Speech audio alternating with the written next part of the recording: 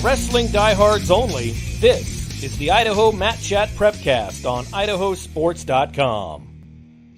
That's right. Welcome in. It is the final Idaho Mat Chat Prepcast of the 2022-23 season. Thanks for joining us live tonight for one last go around. My name is Brandon Baney. You might notice a little bit of a different background tonight. I'm actually coming to you live from Idaho Sports HQ over here in the Treasure Valley. This is actually my boss's office. I kind of took over it for the night because we got to do the Mat Chat Prepcast. So big thanks to everybody for joining us tonight. Of course, it's not just me alone.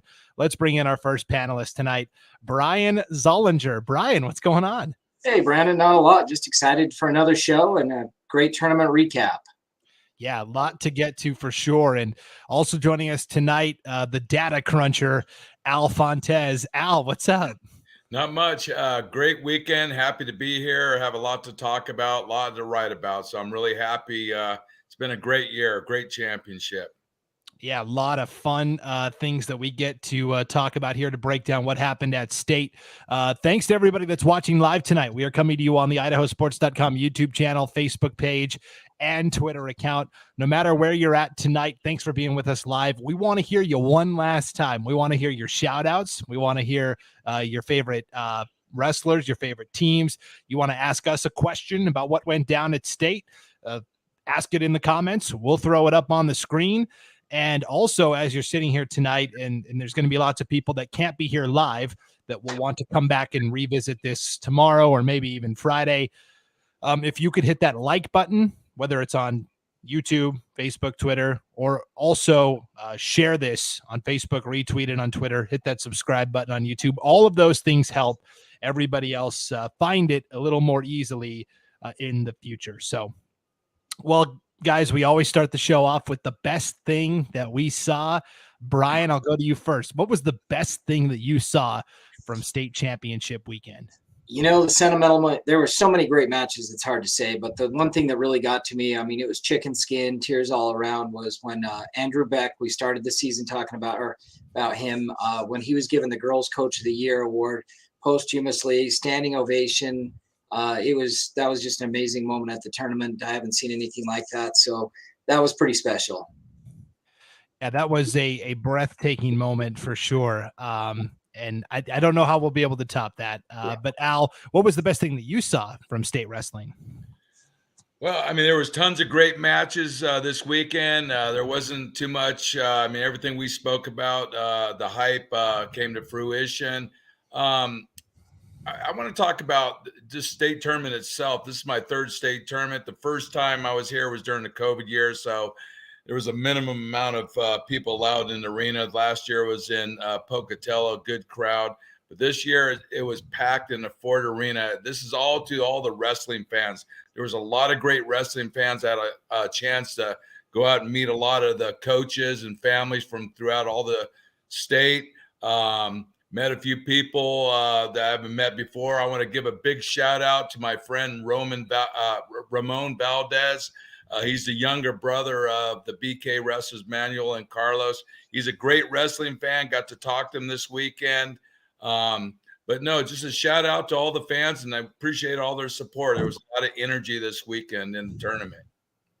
Yeah, for sure. A lot of good, exciting action. I think the best thing that I saw came at the 5A tournament 138 final, where Tanner Frothinger of Eagle was going for the 4-time championship club, but he ends up being denied by Nico Gonzalez from Nampa. That was a huge win, Al, for Nico Gonzalez to take down Frothinger. You know, there's only a handful of people that won the 4th state title. I know Tanner's worked very hard. He's got goals, but Nico's been wrestling hard too. This was their second match because they met in the district finals, but it came down to the wire. Kudos to Gonzalez for winning. I know he's been working hard, but also, when Frothinger lost, he walked off that mat with his head up high. And I mean, I know he didn't achieve his goal, but I know he's regrouping and he's going to be working even harder to go to the next level in college. Just another great athletes. Yeah, it to me, it made me appreciate even more how rare of a feat it is for somebody to be a 4-time state champion. A good reminder in that match.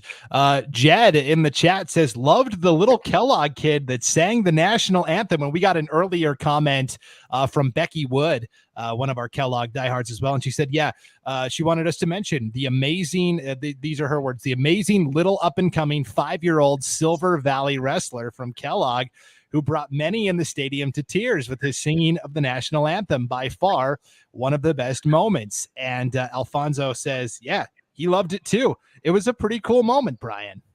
That was amazing. That was another chicken skin. It was just, you could see everyone looking around to see who was singing that national anthem. It was a great moment. Amazing job. For 5 years old, that was amazing. Yeah, I love this country. I love the American flag. I mean, it made me shed a tear. Here's a 5-year-old, just reminds you how special it is to be an American. The kid did an outstanding job. Plus, I met the guy on the acoustic guitar playing. He's also good. Did a good job as well.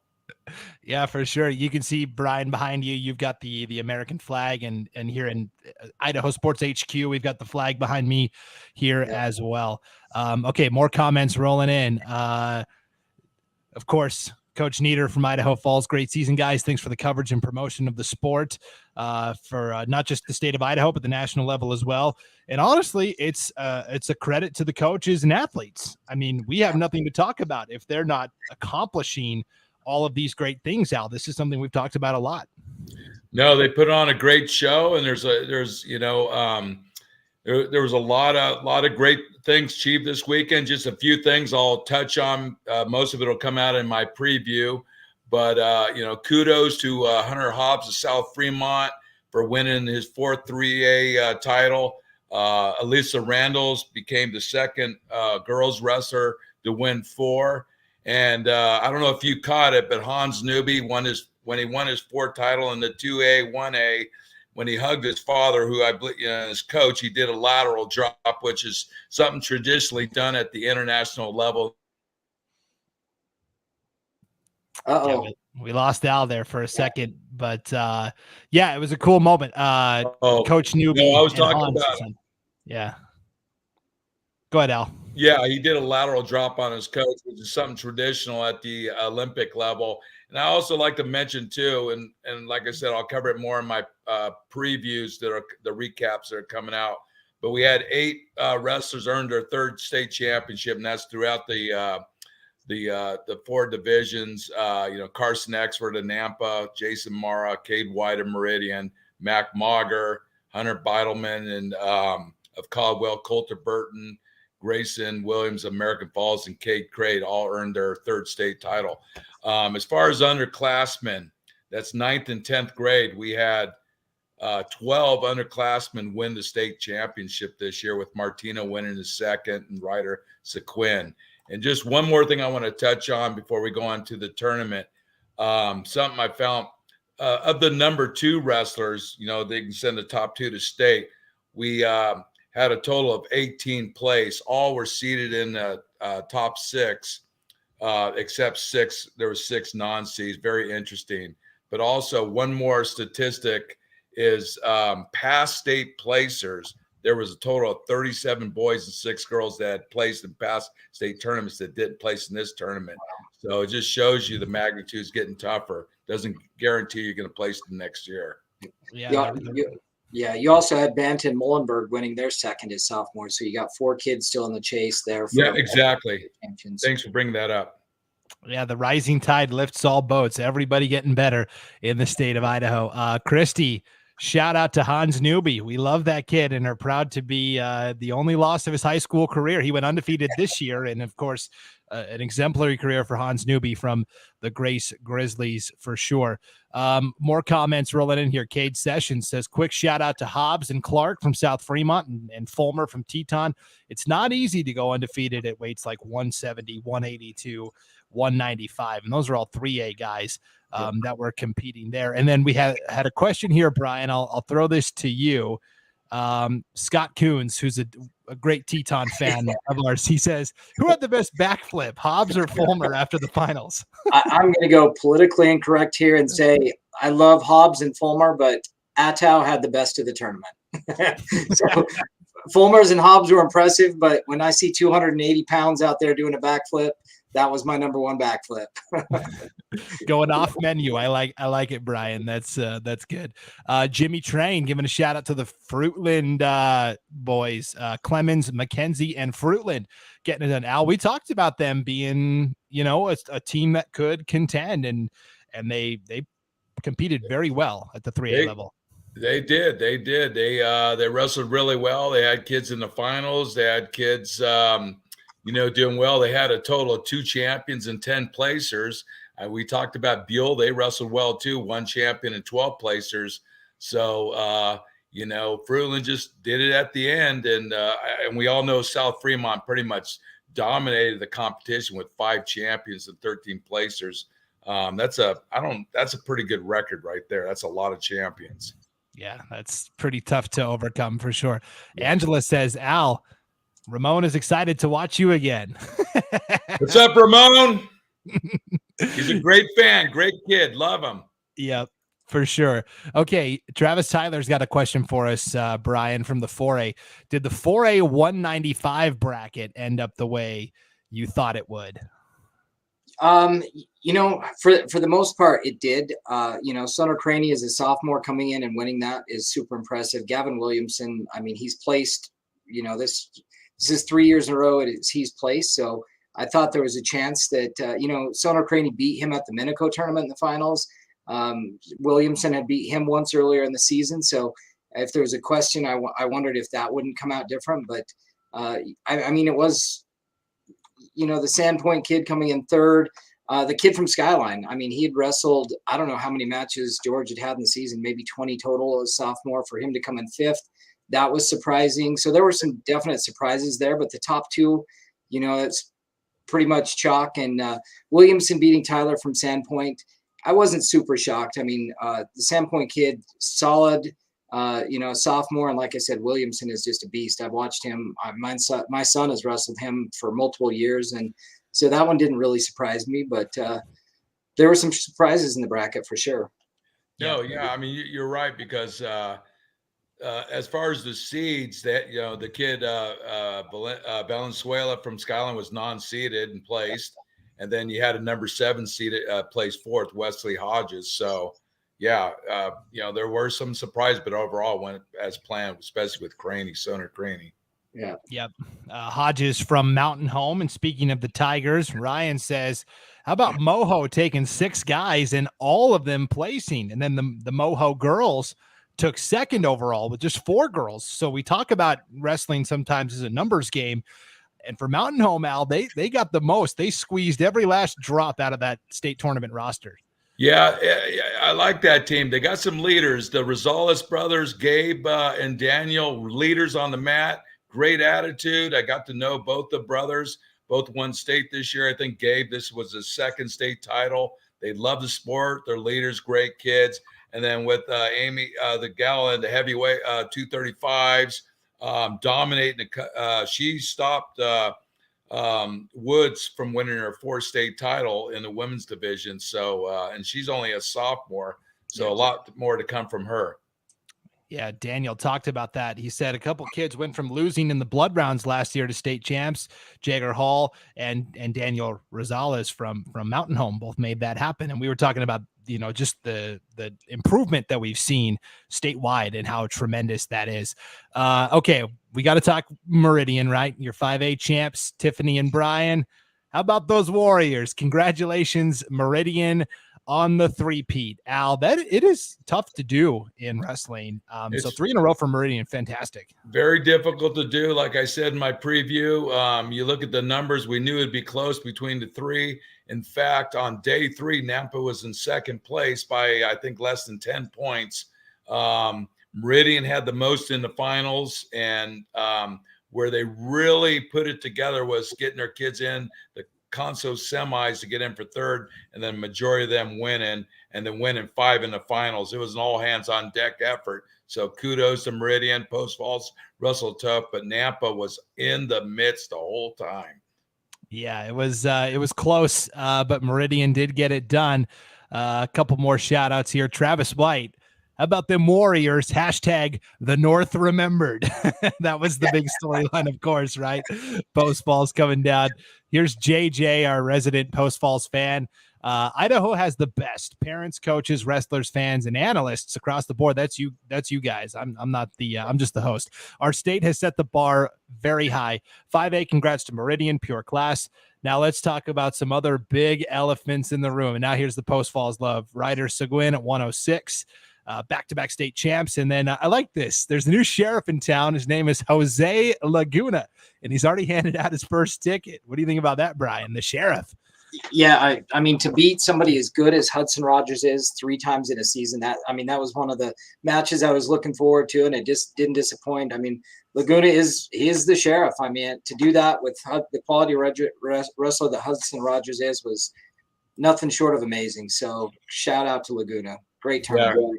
Because Rogers wrestled his heart out. He went out there to win, and Laguna kept his composure. He's powerful on the mat, great counter, kept composed, and just took him to the top. Yeah. I'm not sure where he's going to go in college, but if he hasn't been recruited yet, they need to keep an eye on him because he's solid. Yeah. And Seguin, like she mentioned too, he's one of those 4 sophomores that still have a 4-time state championship possible. So she's right. Yeah. Al, this next question I want to direct to you because you're a coach and you've coached the sport for a long time. On the other side for Post Falls, Matthew Hamilton says, what do you say to a kid who was set to place go out in the second day, talking about Hamilton at the 145 and 5A? I don't understand. What do you say to a kid that comes in with certain goals and expectations? Because at the end of the day, somebody wins and someone loses, right? And not everybody will be able to achieve the goals that they want to. But what do you say to an athlete in that moment, Al? You just reevaluate. You always move forward. You reassess. In life, we're gonna hit obstacles, but you never give up. You always keep your eye on the ball and keep moving forward, and just do hard work and commitment. You never give up. You may never achieve your goal, but if you fail to achieve a goal, you got to take that energy and put it somewhere else and keep working harder to achieve another goal. And maybe his goal next year is to do something different in wrestling. But just keep working hard, but never give up. Always move forward. Yeah, I've had a basketball coach in Idaho tell me their slogan is fail faster, because the faster you fail, the faster you can learn from it and correct it, like you were talking about there, Al. Jose, we were talking about Mountain Home. Shout out to Mountain Home and the Rosales twins and our big dog, Amy Hartman. We took 10 athletes, 9 placed with 3 state champs. Yeah, for sure. Mountain Home had a very good tournament overall. Here's a good question, guys. Bruce wants to know, pound for pound, who do you think had the best tournament? Al, what do you think? I know Jaden Skellinger pretty much dominated his competition. Aiden Natal on the 5A, Hans Newby. I mean, there's so many good kids that just had solid tournaments. Yeah, I can't argue with any of those. I think Riker Fulmer, 160 or 173A. I think he teched his way in the finals. He had a tech fall. It's always impressive. Pins are amazing, but sometimes they come by catching kids. And to see somebody tech their way through the finals, that was pretty obviously one of the 8 undefeated wrestlers. So I thought Riker Fulmer from Teton had a great tournament as well. Hoyce Voss from Lewiston. You had Carson Expert, Nampa. He's a 3-timer. He's eligible for number 4 next year. I mean, the list goes on. There was a lot of great matches. Yeah, here's another one who had a great tournament here. Gary and Janae say, loved seeing our local boy and Oklahoma State commit Coulter Burton do the pistols firing after his 3rd consecutive state championship win for American Falls. Also 2 other state champs, Googleman and Williams from American Falls. So good showing from the Beavers as well. I love seeing the raw emotion after you've won a championship and you get to celebrate, right, Brian? It's pretty cool to see it finally. Oh, absolutely. It's amazing to watch those celebrations and see the joy in the faces and the coaches, the bear hugs, the lateral drops. I mean, the emotion makes the sport. It's amazing. Yeah, because Coulter beating Jackson Packard. He's a Fargo All-American. I think Coy Orr's a Fargo. These are kids who are doing it year-round. They've been wrestling since they were kids. So these are solid top-level kids. So to win that weight is not easy, especially in 3 days. Definitely. Let's see. We've got Travis Tyler asking about 4A 126. Was there any supersized wrestlers at the 4A 126? This bracket was won by Martino from Bishop Kelly. I think we all kind of thought that coming in, but what did you think of the 4A 126, Brian? That bracket went pretty much chalk. You had Martino winning it, the number 2 seed, Contreras second, Rubish was the 3 seed, and you had Peterson that was the 5th seed that took 3rd, and he lost his first match. And that was kind of a shocker to see the 5th seed go down, but he fought his way back and ended up 3rd. So that was really the only big upset there. Hawkins, who was the 4th seed, came back and ended up 6th, I believe. Yeah, 6th. So that bracket almost went chalk. That you had the 8th seed place in the top 6, so it was close. So no huge surprises there, I didn't think. Yep. Ray has a question here. What was the feedback of the 3-day tournament? Will they go back to 2 days next year? And will they ever wrestle in the Kibbe Dome? So we kind of talked about the Kibbe. I don't think it'll be in the Kibbe Dome. What I was told from somebody up north is that they have kind of like a jazz festival that always conflicts with state wrestling now that the University of Idaho hosts. Al, you were there on the ground. What did you hear about 3 days versus 2 days, or did you hear anything about it? I was, like I said, I was on the floor talking to a lot of families, a lot of coaches and people. The consensus is, I would say, an overwhelming consensus, they would rather have it in 2 days. What does that mean? It's going to be a logistical change of how we run that tournament if we're going to do the boys and girls together. It's possible, but I think a majority would rather have 2 days. And we talked about maybe, in other sports, they split it up, right? The girls has their own weekend, boys has their own weekend. Brian, do you see, or would it all have to still be on the same weekend? Based on like Raleigh Lane, I think it's possible to fit it in at the Idaho Center in 2 days. We've talked about that. I think it was Martino who said, crunched the numbers and said there's more matches at Raleigh Lane. So I think it's completely possible. The feedback I got, a lot of people didn't really like the 3 days, the extra day out of school. So it'd be nice to see if we could crunch it into 2. And, once girls is built up, if we have 1,000 girls this year, we're about 600. Once we break 1,000 and we have to grow it to divisions or something, I think then it's reasonable to think we're going to have to break that tournament up. But, next year in the Holt Arena, we can do 2 days easy even with the girls, because we can get a few extra mats down. So we don't have to deal with it for at least another year, since we're going back to Pocatello next year. Are we? That's right. We're going back to Pocatello next year. I like getting the Ford Arena, brother. It alternates, Al. They go 20 minutes from my house. Right. Yeah. But for us East Idaho guys, we like having it at Holt Arena as well, for sure. And we talked about another thing is it's stressful enough to make weight 2 days, let alone 3. That can be challenging as well. Okay, Julie and Eric, New Plymouth. Congrats to the placers and the team for the win. Brian, we talked about how 2A was going to be if there was going to be, a favorite that didn't win the team title, it might be at 2A, but New Plymouth kind of came in as the favorite and defended it.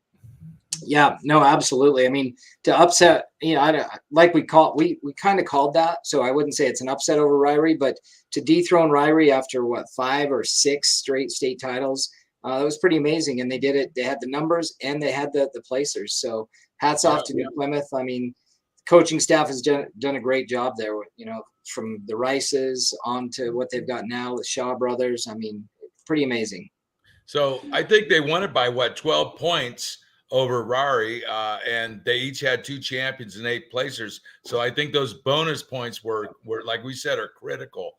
And hats off the West Side for taking 3rd over Malad and Aberdeen. Yeah, it was a good competition for sure. Christy says 3A 132 pound for pound had the best. This was Ezra Clemens from Fruitland, Brunson from Buell met up in a pretty entertaining championship match. I thought, Brian, this was pretty hotly contested. Yeah, no doubt. That was one of the strong brackets. I mean, Riker Simmons, South Fremont, I believe a 3-time state placer coming in, to end up 4th. Tyler Feely from Payette he's a monster. He's the 2 seed. And for Brunson to knock him off, I wouldn't say it's an upset. Brunson is a super wrestler. But that was a solid bracket from top to bottom. All 6 of those placers. To see Feely come in 5th there was, crazy. That's one of the stronger brackets, no doubt about it. Yeah, because Brunson's a 3-time placer, 3-time finalist. Ezra Clemens is a 3-time finalist, 2-time champion now. he's the senior, then Feely's the junior, and he's a 3-time placer. So like you said, that weight was loaded. Yep. Yeah, it was fun to watch for sure. Good weekend for the Twaits from Meridian. Tiffany and Brian, I don't mean to brag, but I did call the all Meridian finals at 5A 182. Smiley is tough, and it's hard to be stuck behind the hammers at Meridian the last few years. Congrats, Tristan and Isaiah. Al, do you know, were there any other teammates that squared off in the finals? I don't believe so, but I'm not aware of any more. Yeah. No, I think that's the only one. Yeah, plus the Twayjet brothers and sisters both take state. That was that. I think that's a first as far as Idaho goes too. So really good job for Meridian and the Twaits. Yes, good weekend. She's only a sophomore, right? Yeah. So good weekend for the Twait family for sure. Lynn wants to know thoughts on 5A 145. This was Thunder Ridge. Burton ends up taking the championship there. Yeah, he was seeded number 1, and he beat Guerrero from Mountain View number 2. So, I mean, that was the expected final. But, yeah, he did a great job. Mm-hmm. Winning by fall in the finals.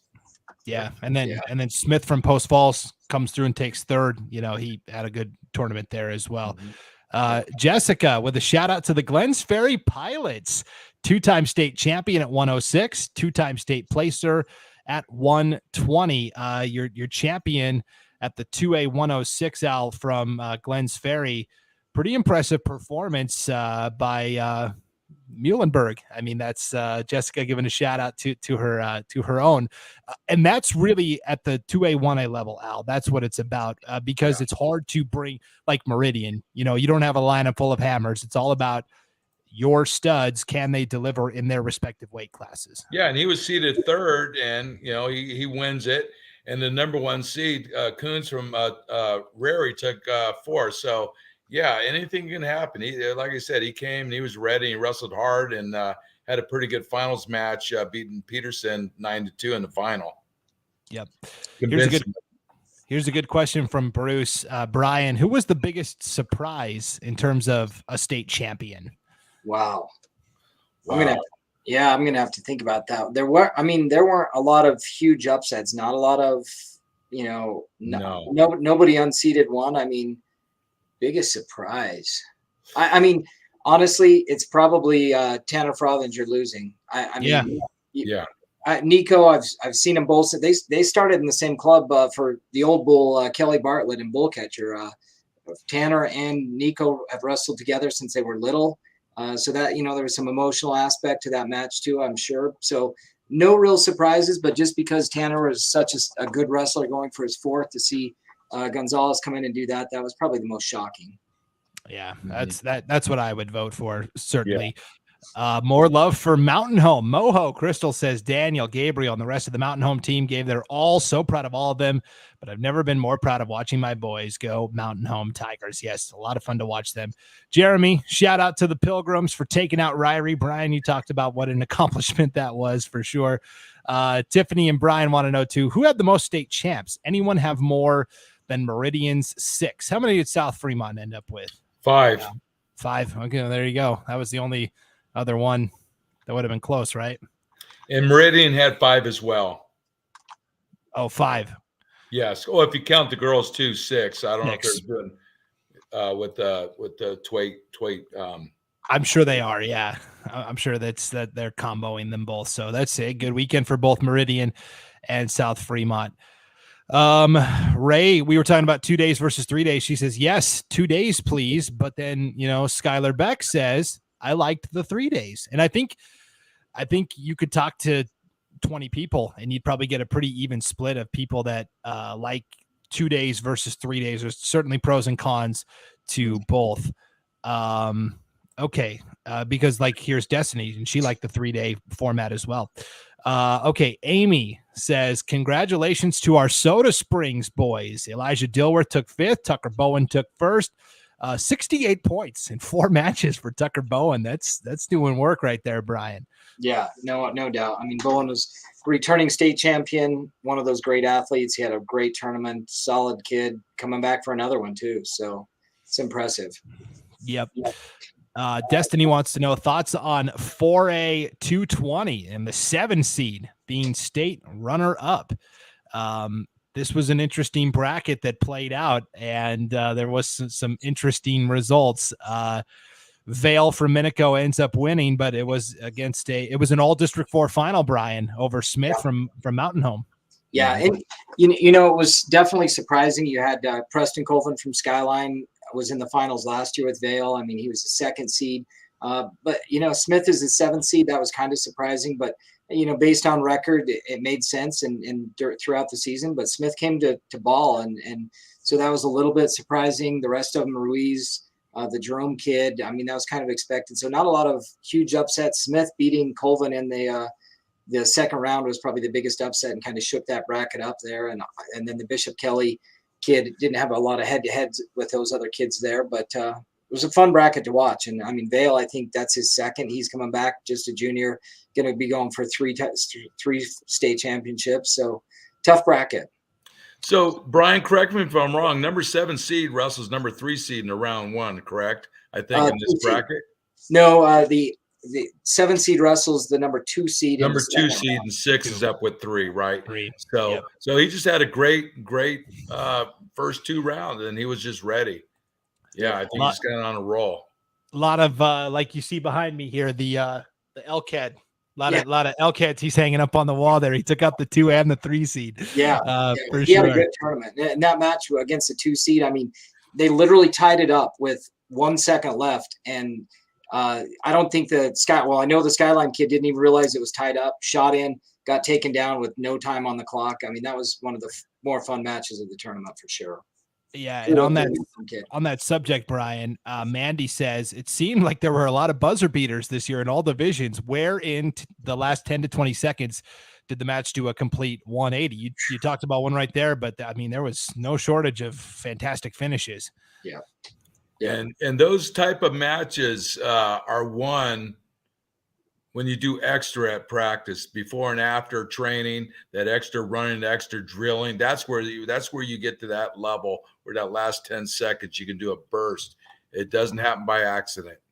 Yep. And a couple falls in overtime too. You don't get to see that a lot too. So that was some definite close matches, a lot of fun matches. For sure. Mike says Rosales over Scott was insane. Yes, it was. That was a good moment. Tiffany and Brian say congrats to Nampa. They wrestled great. Nico Gonzalez, Dietrich Navarro, ice in their veins. Congrats to Nampa. All right. AJ Haas wants to know most emotional championship, Al. I think when you talked about Hans Newby and his dad being his coach, it's a pretty emotional moment. Is there something else that comes to front of mind? I mean, I watched a lot of matches. I'd say Gonzalez winning that match on both sides. It was very emotional. I mean, we all have dreams, but to achieve your dreams, you got to conquer the dreams of others to get to that top step. And that one was emotional. You can just feel the pain of the loss and the happiness of the win at that 138-pound match. So as a wrestling fan, it's fun to watch those. But being a coach, I've been on both ends of that spectrum, and I can tell you it's something that sticks with you the rest of your life. Yeah. So, Brian, was there an emotional moment that stood out to you?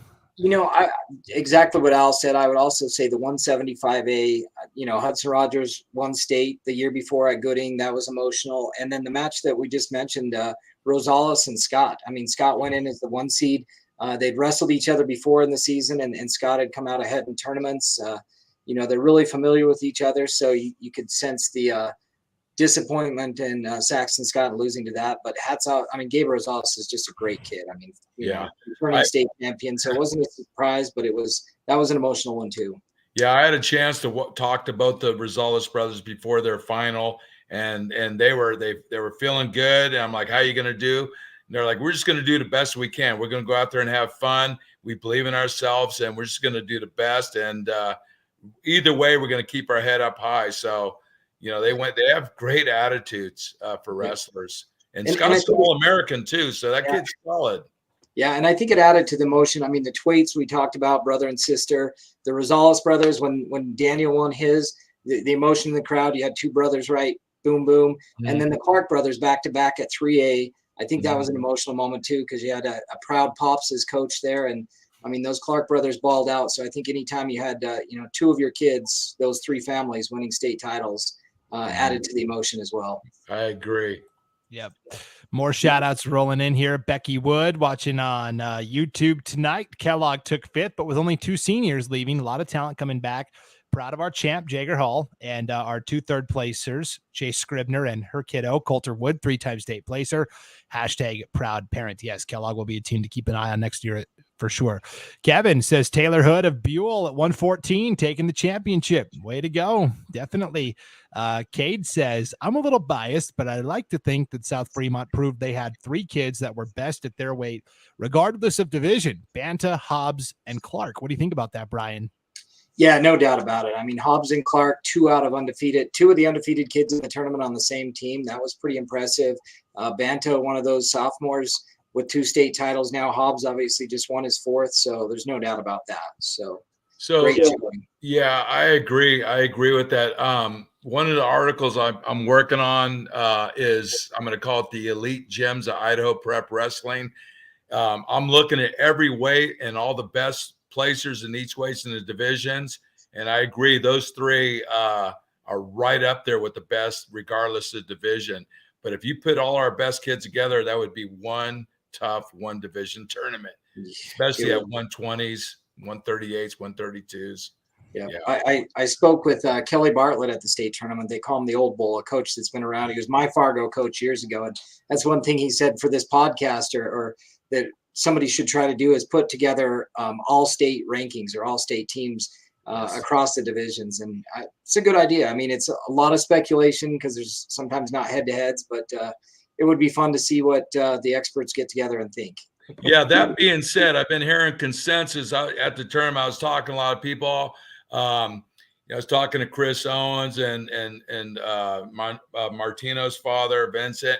Apparently, I guess Chris Owens he's going to run an offer, try to build a junior national dual team to go back, compete against the best of the best.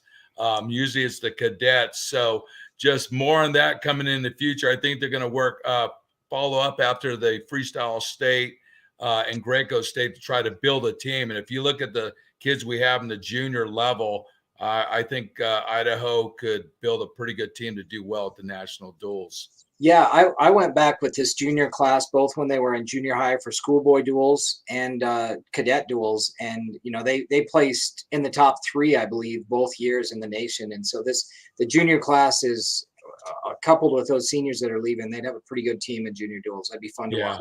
So more to follow. I guess they're going to talk more of it at the state tournament.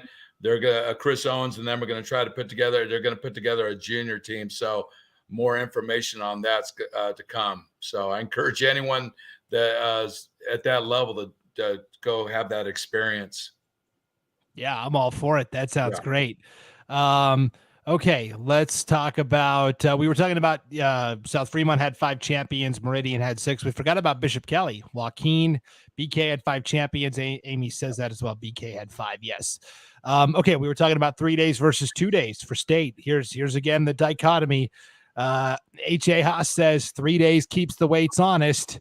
Troy Hobbs says, I hate to work, so I like 3 days. Let's go. Another day off from work. Right.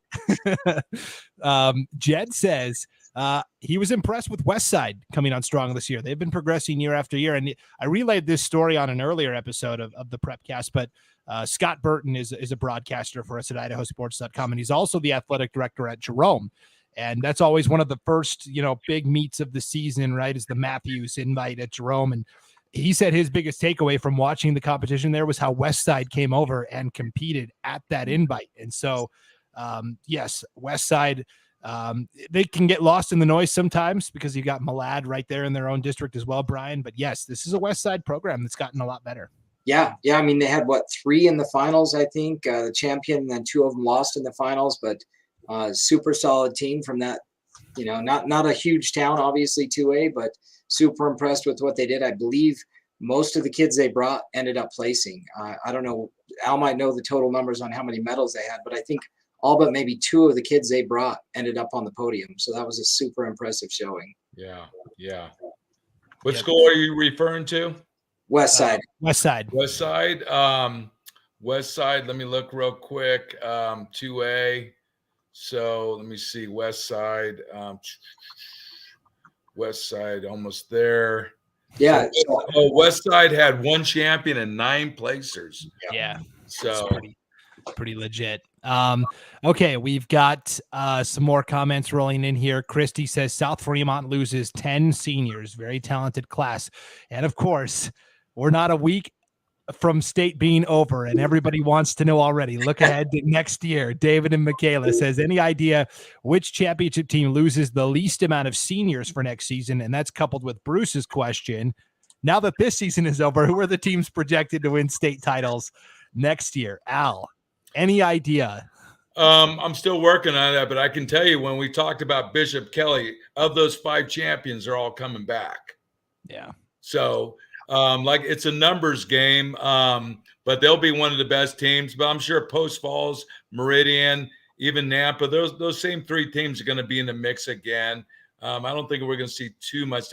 As far as South Fremont, I'm not sure how much they have coming up in the second team. So we'll see. That may change the dynamic down in that division. Yeah, I think Fruitland's going to bring a lot back, so that's going to be tough. Yes. Going to be tough for South. And then Minico, the Vale is a junior. Sonocranie is a sophomore, so they've got multiple state champions coming back in the 4A Division II, and a lot of their placers are still underclassmen too. So that Bishop Kelly Minico race next year could be, Post Falls Meridian this year. It could be one of those season back and forth battles. Going to be fun to watch. I agree. Yeah. And Post Falls was the team that immediately popped into my head in terms of lots of good placers coming back. Okay, Lakeland High School Wrestling chiming in. They would know a 3-day tournament is BS. Talk about going into debt, hotels, food, travel. They're bankrupting the taxpayer, Al. Lakeland all the way up there. They do, no matter where it's at, right? Since the North doesn't get to host state wrestling anymore, it is a long trip for those North teams. I mean, we're focusing on the wrestling, which is a big component of it, but we also have to think about the academics. We're talking 3 or 4 days of missing school, and some of the districts have finals that week, so it's a burden academically too. I'm pro academic, so I think 3 days is too much for the kids, in my opinion.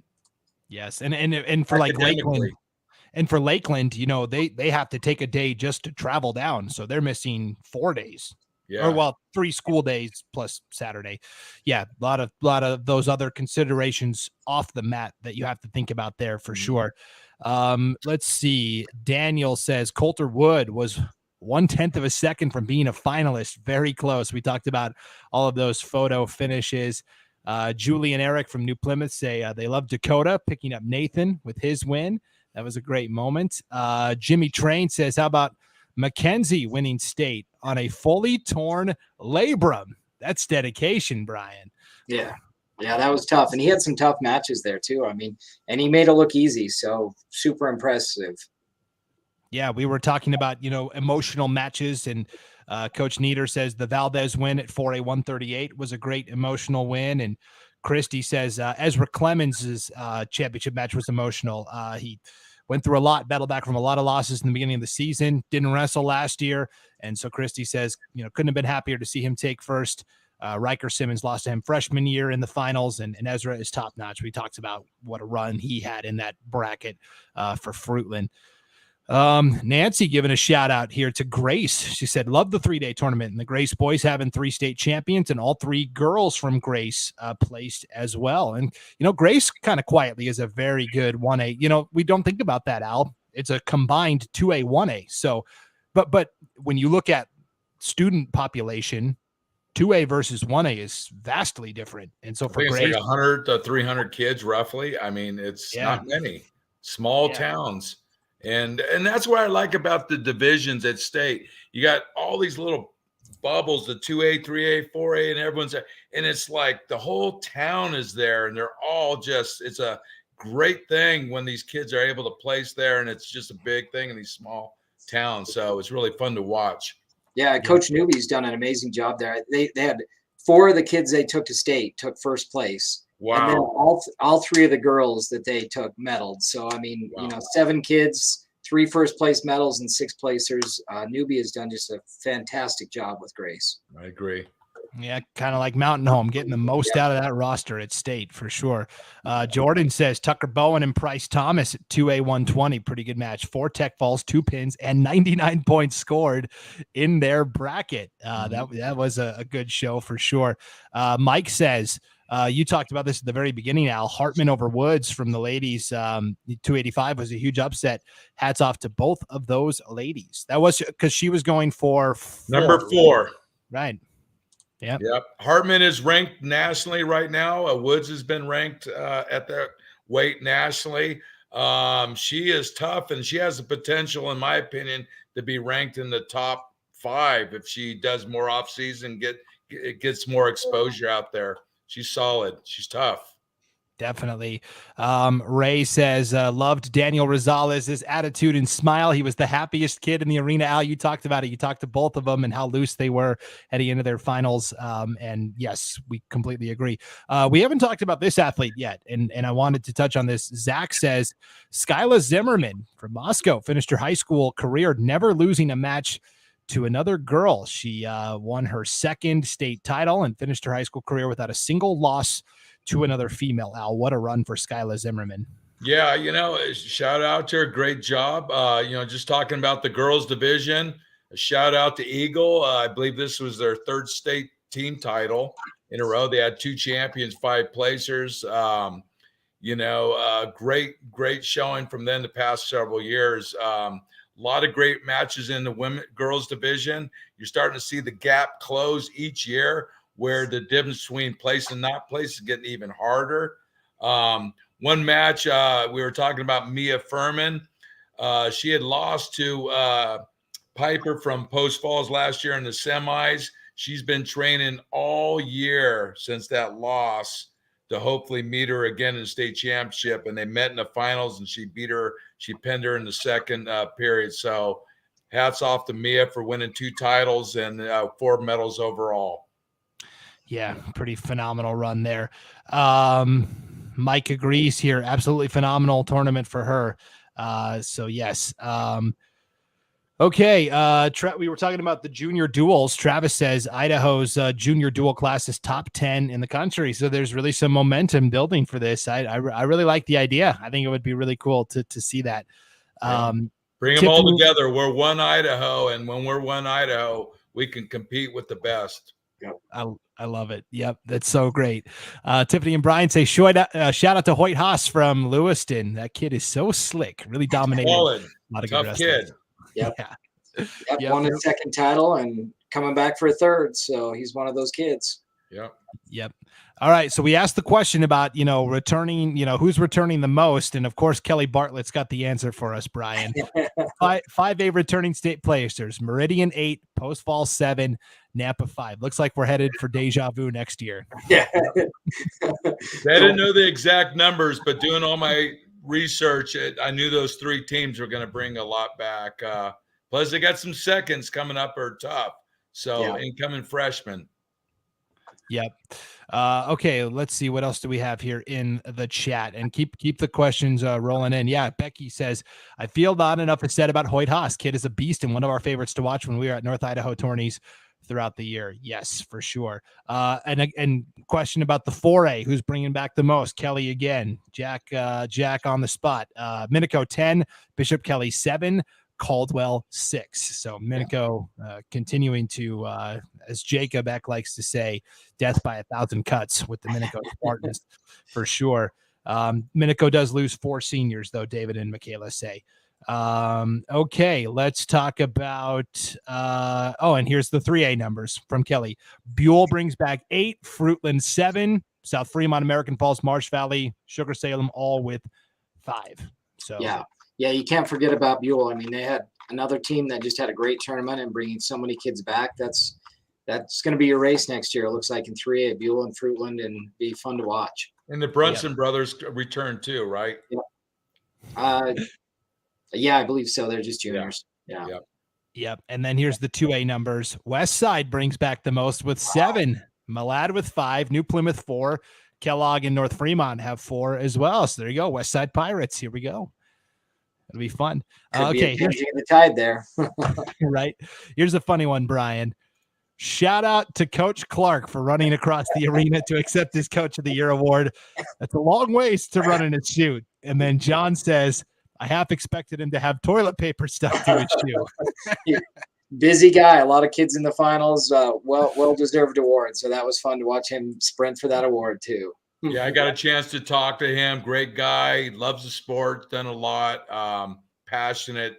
Hats off to South Fremont, considering such a small school to do what they have done. Yep, for sure. Built a great program. Good kids program. Yep. We'll wrap up with a couple of last minute shout outs here and one last question, and then we'll get out of here. Ryan says, shout out Priest River.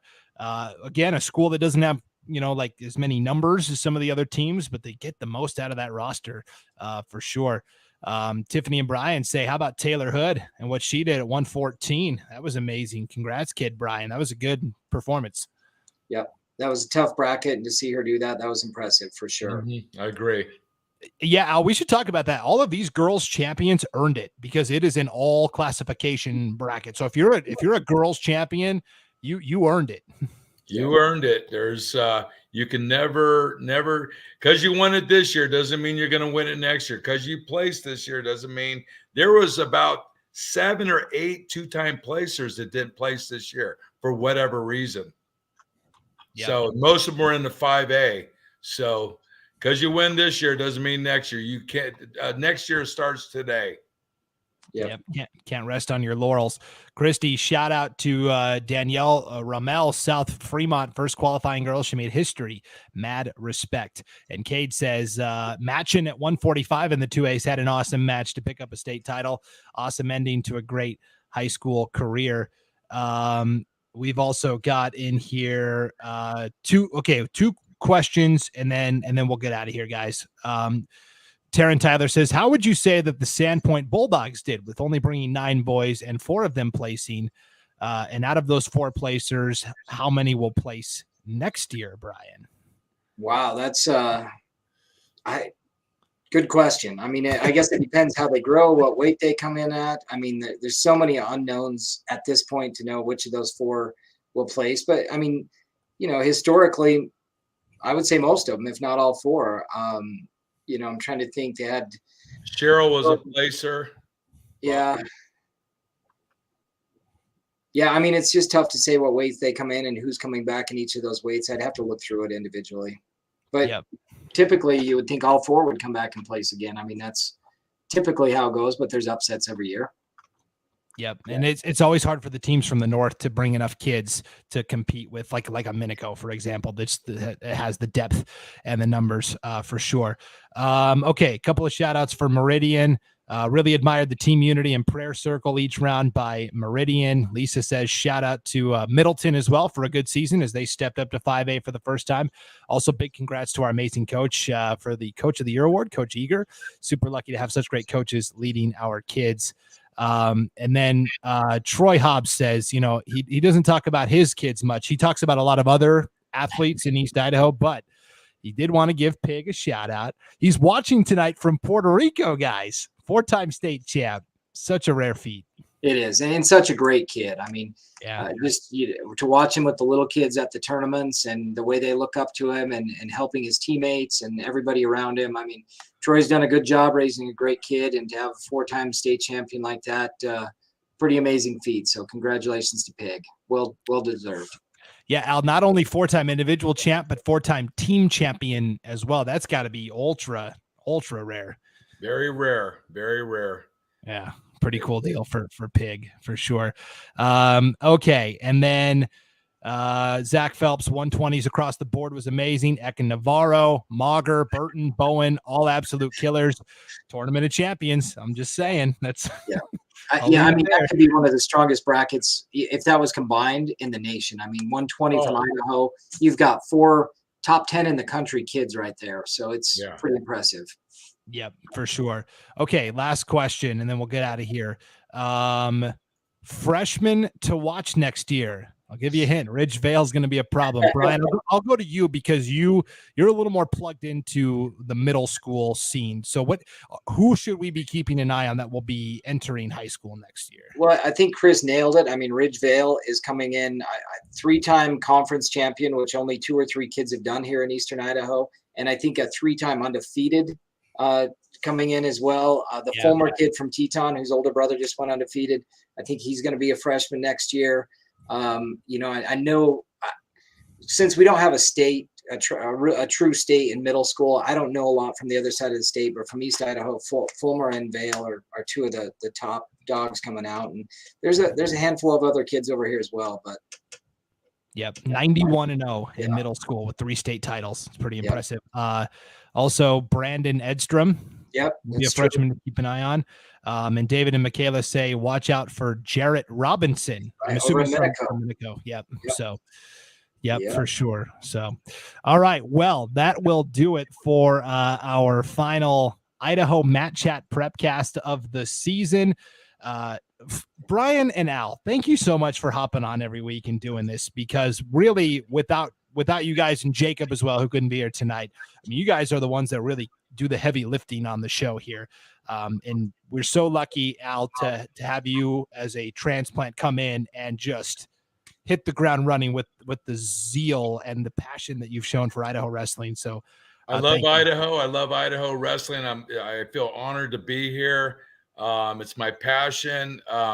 Just a shout out to everyone. It's a great tournament. My recap of each division will be coming out soon. It'll break down everything, 3-timers, 4-timers, where they're seated, etc. It'll be about 50 pages worth breaking down in the 4 divisions plus girls. So all the information they want will be there. Yes. We love having Al in Idaho, and IdahoSports.com for having this show. I mean, this has been amazing for the wrestling community. Every tournament we go to, I mean, everybody just loves it. So appreciate IdahoSports.com and encourage everybody that watches to like this and be ready for big things coming from Al and IdahoSports.com. So thank you guys for doing it. Yeah, for sure. And Brian, thank you as well, because you've been doing this for a long time for our athletes here in the state of Idaho, and you are a great representation of Idaho wrestling as well, Brian. So thank you also. And big thanks to Jacob Beck, who again couldn't be here tonight, but he was with us all season long. And of course, thanks to all of you, the fans. This is your show. We want you to drive the conversation, and you delivered week in, week out, without fail. Even when we switched up the nights we were doing the show, you still showed up in droves, and we loved it. If you could, one last time before we hit the door, hit that like button and share this, retweet it wherever you're at, and that'll help everybody that couldn't be here live tonight see it tomorrow. Go ahead, Brian. There's one comment there at the end. Somebody asked where they could find Al's articles as they come out, and so just so people know, IdahoSports.com. Just go to the website, and you'll be able to find Al's articles there. I think that's good that people know where to go find those. Yeah, or if you just go to Google, type in Idaho Sports, my name, Al Fontes, it'll pop up. There's about 50 articles so far. Yes. So you can, if you go to the homepage, IdahoSports.com, sometimes if Al's published something recently, we'll have it near the top of the homepage. You can click on the article, and then from there, you can click on Al's name, and it will show you all of the articles that he's written. If it's been a couple of days or a couple of weeks since Al's published something, if you scroll down to the bottom of the homepage, you can click on our archives, and it'll take you into older articles, and you can find it that way as well. But yes, it's all there on IdahoSports.com. All right. Well, for Brian Zollinger and Al Fontes, one last time, I'm Brandon Maney. Thanks everybody for tuning in to the Idaho Mat Chat Prepcast on Idaho Sports.